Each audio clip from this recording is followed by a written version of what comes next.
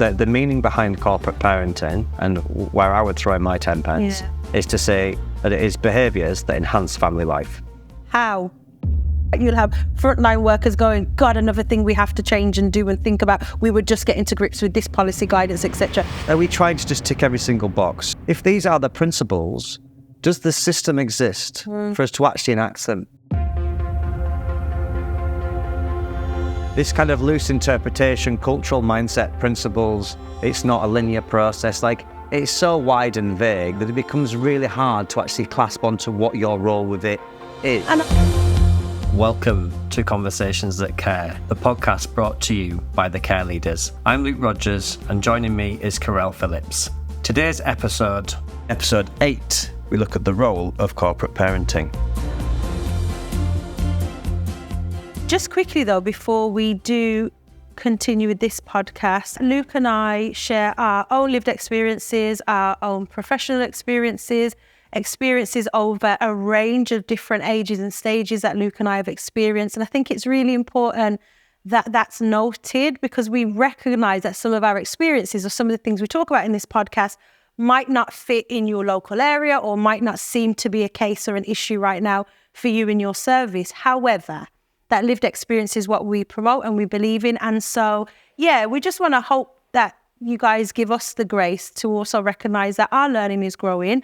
We don't know everything and we're learning too every day. And so, anything we do talk about though in this podcast, it's our own views. We don't represent anybody necessarily. We're certainly trying to avoid talking on or naming any organisations or people in particular. So we hope you enjoy these. Equally, we hope you are safe during these podcasts. And any ideas or feedback, please share them with us. Anything you want to add, Luke? No, I think you say, these are our experiences. They're what we've seen in the sector. And like everybody, our voice is valid alongside everybody else's. And if I'm honest, I think that we have lots of conversations before these podcasts about not naming people and being balanced, and we construct our conversation, I think, quite well. But, our view is valid alongside the views of others. So, we just bring our perspective forward. Yeah, bro. So what we're talking about today, Karylle? I think we're talking about corporate parenting, Luke. You think, or we are? We are talking about corporate parenting. Yeah. And to kickstart us off, I think we kind of came to an agreement we'd talk about this because we think the word, the phrase, the term, its meaning, definition is still not widely understood in terms of, so what does that now mean? What are local authorities saying? Where did it stem from? What's the aim? So, do you want to kickstart us with?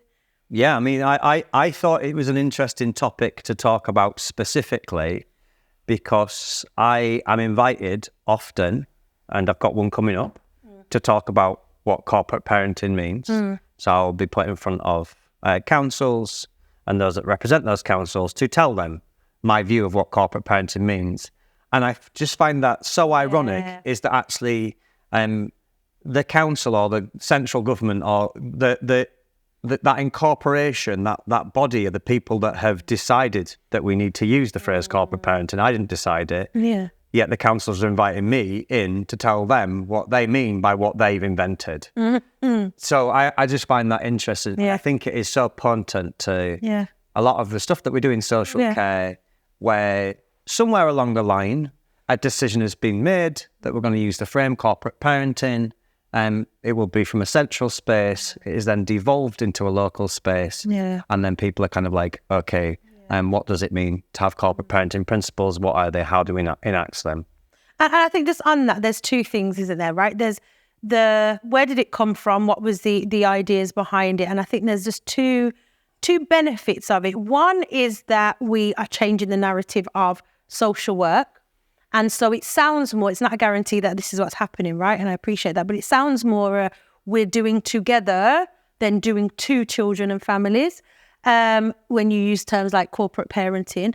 But really, let's be honest, it's the parenting part at the end, whereas the corporate bit is almost the oxymoronic. Yeah, it's like having a dim light. Yes, they're kind of like it seems somewhat that the phrase itself contradicts itself, and corporate parenting, it feels very corporate. Yeah, in its own phraseology.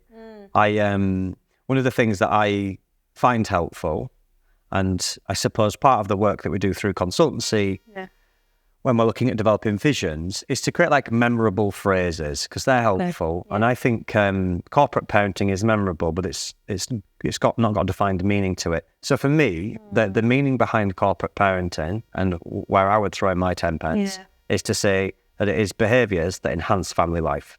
Okay. Oh, nice. Well, if you think about it, because for me, the ultimate parent here will be the person that is looking after the child on the day-to-day basis. So primarily the foster carer.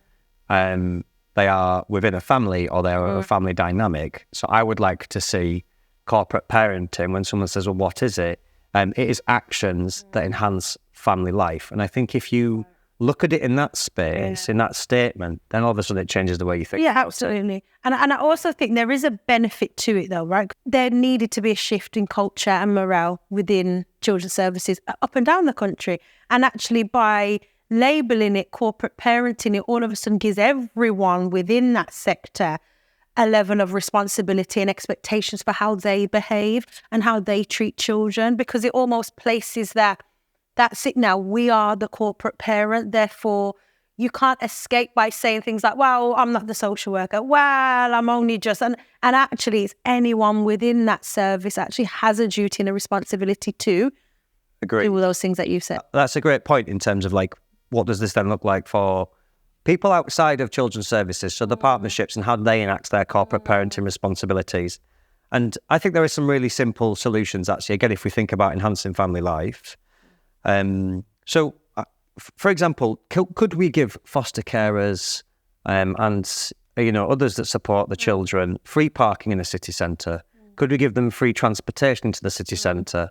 Could we get the local authorities transportation departments to offer that as something that would benefit family life? Because what do foster carers want to do? What do placements want to do? They want to drive into the city centre. They want to get the bus into the city centre. They want to go to the cinema. Therefore, can we then build relationships with cinemas and say, could we have discounted tickets? Could we do it with restaurants? So they're actually enhancing this family life, and that to be how people enact their corporate parenting principles. I would just on that, given that the corporate parent being the whole of the local authority, right? And everyone in it, no matter what your role is, be it you're a youth offending officer, be it you're a social worker in a different team, whatever that might look like, right? Counsellors, etc. Then what are we doing for the children and families within the local authority? Because there's still a responsibility there to make sure that those children and families are thriving and striving as well, rather than talking about just giving it to fast on the edge of care. After children. Yeah, just because the responsibility cascades, right, with all children and families. So it could be, look... Are you making the argument or the point that actually children that are maybe not even engaged with social care at all fall under corporate parenting principles? In terms of corporate parenting and the local authority becoming a corporate parent, that includes not just social workers, counsellors and everybody responsible for the children and young people in their area. Yeah. So if you think about social work in terms of prevention social work, early help, that would also be included. So you might never enter care, but the use of services, and just think out the landscape where lots of families and communities are in right now, post-COVID, cost of living, right? To be giving paid professionals additional access to resources because of their role, which I'm not saying is a wrong thing to do, whilst knowing that locally in our area, families are struggling. And actually, we have a responsibility for all children in that locality, not just those looked after, also those who, like you said, early help, edge of care, whatever that might be, but the children and families. Yeah, I agree. I think that corporate parenting principles extend to anybody known by social care. I think that is absolutely required. So that could be children living at home with families that are known to social care. I think where... the water would get murkied as if we was to say that, does it then extend beyond further than that? Do you know what I mean? Because then I think it then dilutes this idea of corporate parenting, because corporate parenting is there because we know that children that are known by social care, families that are known by social care, need additional support. So I absolutely agree. And yeah, I would therefore then say, like, how for me, it's like, what can the local community do? What can the local authority do? Yeah. You know, to enhance that family life. And if we see corporate parenting, if we were trying now mirror a family, you know, like I said before in another podcast, I see the social worker as the grandparent. You know, I see the foster carer as the parent, or the placement as the parent. You know, you've got school that are kind of like the family friend. You know, like what sort of support can they get to look after that child? You know, how can you extend corporate parenting responsibilities there? The challenge that I see with it, for example, and when you're saying it's everybody's responsibility and corporate parenting should, I suppose, be translated to every role, I also then sometimes scratch my head and think, for what purpose? Like, why are we trying, you know, what are we trying to just tick every single box? Because for me, like, enhancing family life is a really clean and focused area to work. Well, yeah. So, but the problem that you've got is, let's just use free transport, free parking in the local area, which would really benefit social workers, foster carers, anybody getting into the city, not having to pay expensive parking fees or the bus. That what's likely to happen is that the transport department of the council will say, yeah, of course we'll do that, but you need to pay us the money from a social care budget to subsidise that. So therefore, now it's actually getting pulled out of the local a social care's budget. Where for me, that the transport department should say, absolutely, we will take the cost for this. The big ideals, yeah. But that's what they should do. Because I mean, what is a bus pass? And I remember and again, so for me, they're like very basics, and sort of again, to bring it up in terms of the protected characteristics campaign, I've seen in some writing somewhere about this being a recommendation once you make it a protected characteristic is to actually offer subsidised transport. But I'm like, why are we having to make it a protected characteristic to do that? Surely that's something that we should just be doing under these corporate parenting principles. So that for me is kind of like what, transport can do. But I think lots of people are scratching their heads trying to understand like what actually corporate parenting means. You know, what is the purpose of it? And I'm interested in kind of your view of corporate parenting. I just think there's a misconception that unless you're a children's social worker working in children's services, working with children families, you might not feel the same way as a social worker working over in adult services, or as a counsellor member writing policies, or whatever it might be, right? You might not recognise the weight of what corporate parenting means. So I don't know if it's something that has actually changed anything in that regard, or has it just been about reframing the narrative of social work and not calling it social services anymore? Do you think it's more caring? I don't think it is. I know it's not. Yeah, I mean, I know the name change is what I'm saying. Do I think social workers change? Absolutely. From where I was to where I've been to. But specifically on corporate parenting. But I don't think that changed. No, there's a power in language. I mean, changing language is going to change the way in which people think. But like, back to my original point, it's like, what does corporate parenting actually mean? And I think what happens is, a lot of the times, you see this in lots of different spaces, you know, it's buzzword bingo. Yeah. All of a sudden, this corporate parenting concept comes about, you know, from a central space, and it gets devolved down into the local space, and the local space will have to interpret what it means. And what it looks like. And what I'm seeing happening is people just saying, oh, you know, as you need to enact your corporate parenting responsibilities. And then you're kind of like, okay, could you help me understand what they are? Yeah. No. Yeah. Like, figure it. Yeah, that's what it kind of feels like. Well, everyone's still kind of clambering to figure it out. And I find that unhelpful, and I find it unfair for the sector as well. I'm sure it's like well-meaning. I'm sure like it's really about, you know, like for me, corporate parenting, my interpretation of it is to enhance family life. Yeah. So if every single person was to think, how do I enhance family life for this child, for this family, for whoever's known by social care? And what would my role be in enhancing family life? So then you start to think, well, what do families do?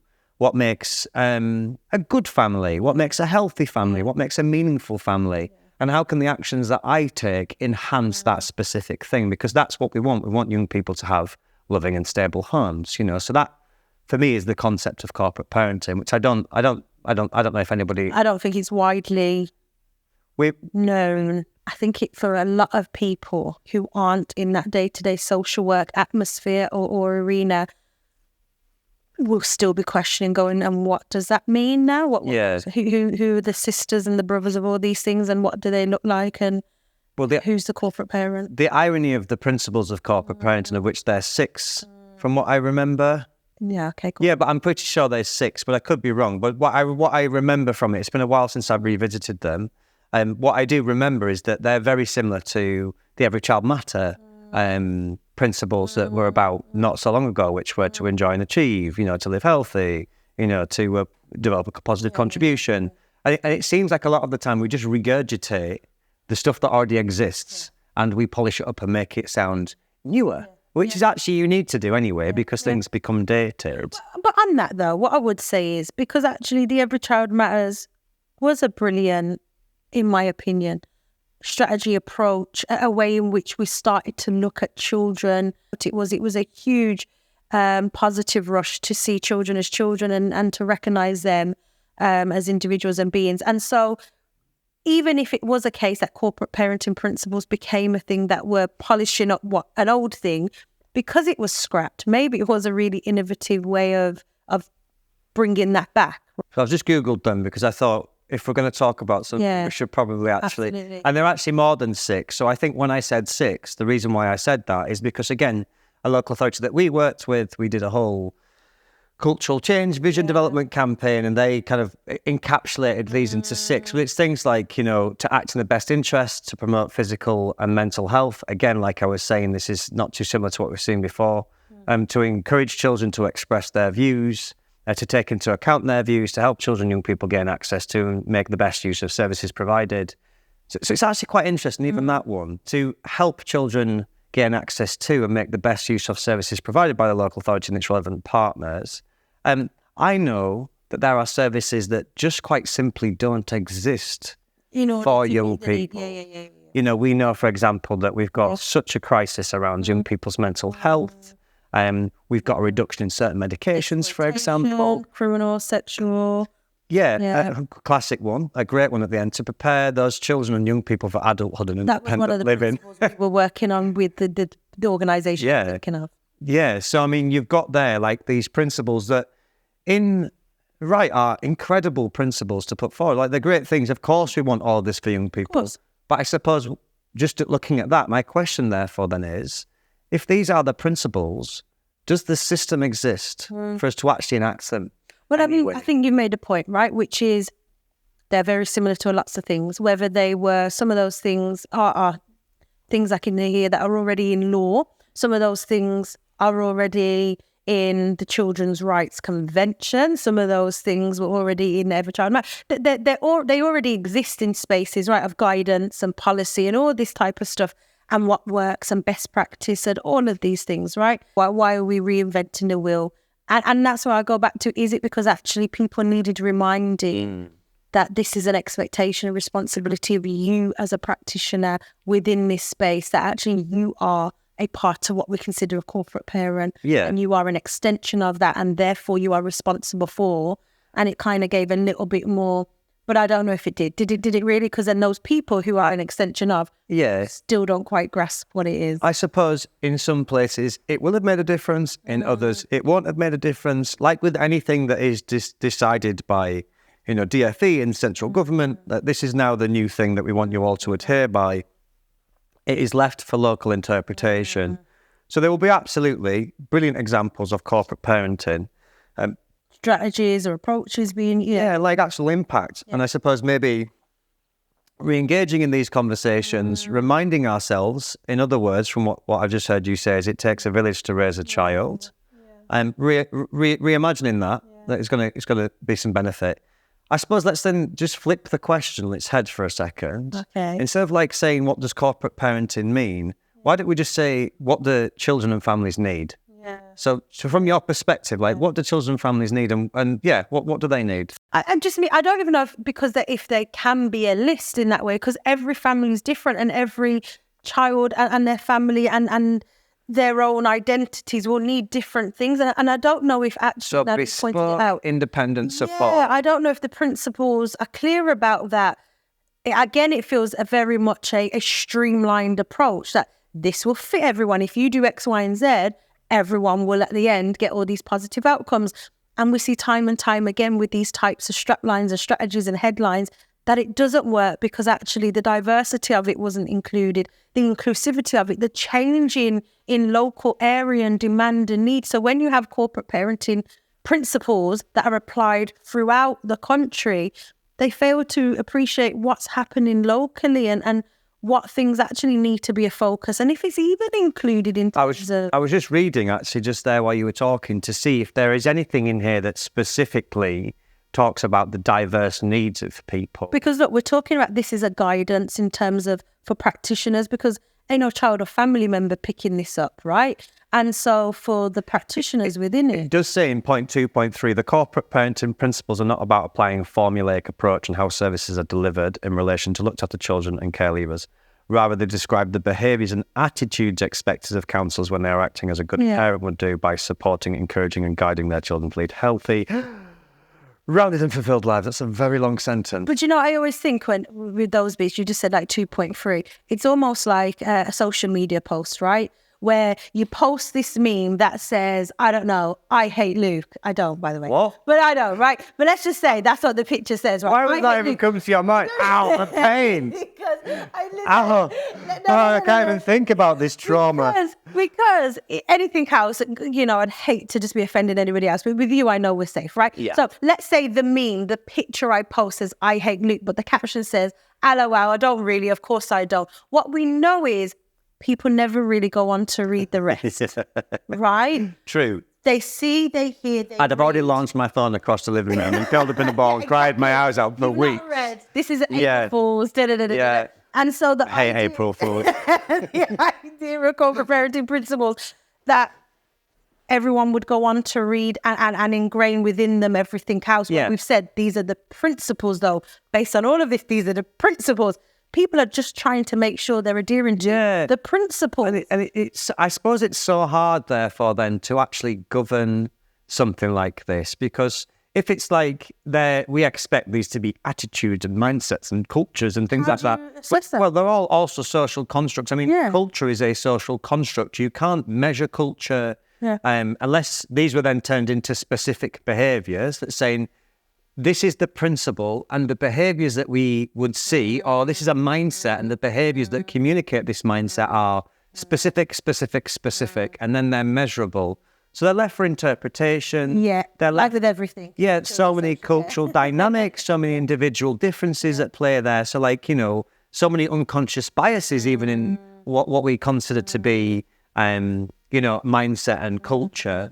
So I suppose it's a floppy, this is my view from what I'm kind of concluding is this kind of floppy, lucid kind of statement that's a bit wokey maybe, dare I say it, Nothing wrong with being woke. Well, I mean, I just never imagined the DFE to be woke. And I think, look, it goes back to what you were just saying, right? Even if we were to dissect and analyse all the principles, even just the one that says preparing children and people for adulthood. How?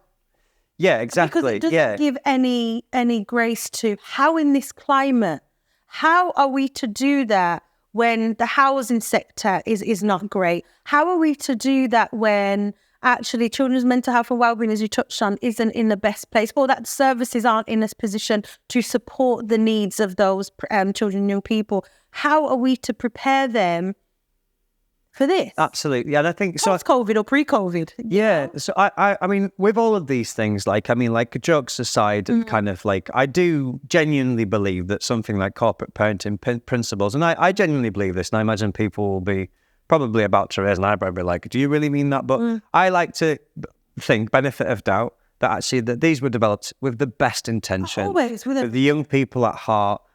People came together and they're like, we actually really want to make a difference for young people. I genuinely 100% believe that there isn't people that get into these roles that say, I want to cause harm. There are people that get into these roles because they... Majority. Yeah, I mean, there's maybe people that are, very evil, bad people that... we don't have to go down that line. Everybody gets this because they want to make a difference. I just think that, they put that I like to think that that's in the space in which these have been created. Where I think there is...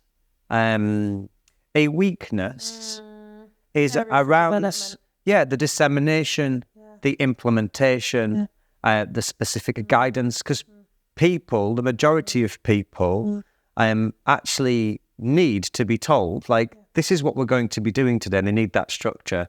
This kind of loose interpretation, cultural mindset principles, it's not a linear process. Like, it's so wide and vague that it becomes really hard to actually clasp onto what your role with it is. And I would argue to some degree, I appreciate everything you've just said about hopefully that we're fueled with hope that the people that create these things are doing it for a purpose.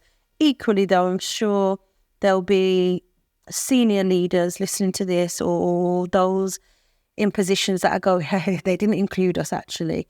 And actually, there was a group of people who just went, I got a bright idea, and for very different reasons, and that actually wasn't for the best interest of children. It was because for political reasons, for all other types of reasons, let's do this. This will help.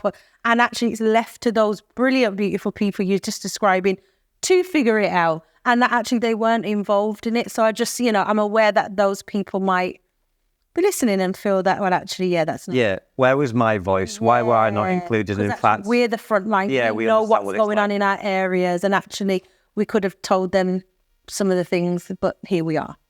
So let's conclude with like one big tip that you would give any local authority, individual person, the vagueness of corporate parenting. Is there like one big thing you would want to end on to say, think about this? I'm glad you said about corporate parenting, because whenever I hear somebody say one big tip, my tip always is don't eat yellow snow.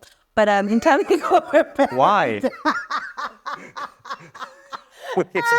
It's just my go-to. Yeah. No, seriously. Okay. No, seriously, don't eat yellow snow. Don't eat yellow snow. But in terms of corporate, what would my big tip be? It's difficult, right? Because I'm trying to diplomatically understand that there are different people within the system, right? You'll have frontline workers going, God, another thing we have to change and do and think about. We would just get into grips with this policy guidance, etc. With senior leaders feeling exactly the same way, but having to have them implement this and feeling a sense of moral injury from that and knowing all that stuff that goes on. So honestly, Luke, I don't have a tip in that regard, because I'd hate for it to go the wrong way either way in terms of who it would be for. But in terms of understanding corporate parenting and its principles, is there a space where you can share why it doesn't work, where actually you can become the person that changes things? Because I think a lot of time frontline practitioners just feel the brunt of everything that's been done, and they just have to continue and go on with their day-to-day job. But I just want to, shout out to frontline practitioners around, you have a voice, and cultivate that, create communities for that, share that, and then that will become the change that's needed, right? Yeah. I think there is definitely value in, like you're saying, learning. I think there is something important to stay in touch, to read, to cultivate value. My one big tip is, how can you enhance family life? Is the question to ask yourself. There's another way to ask the question, which is slightly different, which says, would this be right for my own child? But I think that focuses purely on the child. And I think from what we've discussed today, this is not just about the child, this is about the families that they're attached to. So for me, if anybody's out there trying to think about what's my role in corporate parenting, my advice would be to ask yourself the question, how do I enhance family life?